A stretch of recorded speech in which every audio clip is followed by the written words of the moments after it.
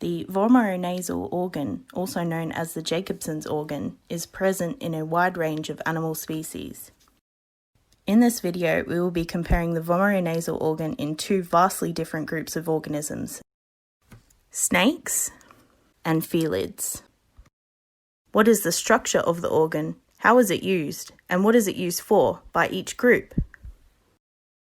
The vomeronasal organ in Felids is attached to the floor of the nasal cavity and is made up of three parts: rostral, middle, and caudal. It is supported by a thin sheet of cartilage and surrounded by soft tissue. Cats receive chemical stimuli through the sensory epithelium of the vomeronasal organ. The Jacobson's organ, however, is quite different in snakes compared to felids. It lies in the nose, opening downward in the mouth, and is extremely well developed. The difference here is that snakes perceive these pheromones using the vomeronasal apparatus instead of the nasal system. In order to use the vomeronasal organ, a delivery system is required. Snakes use their tongue.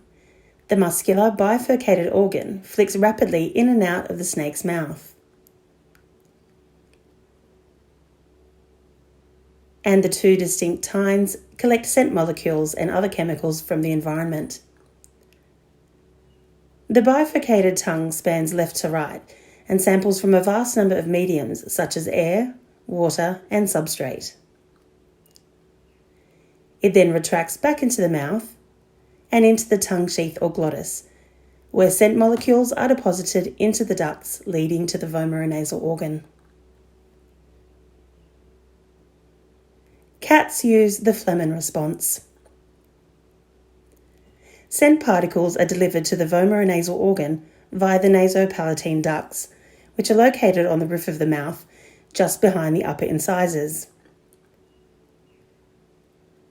After making contact with the nose to the material being investigated, felids will open the mouth and curl the upper lip, exposing the nasopalatine ducts and drawing the chemical or fluid matter into the vomeronasal cavity.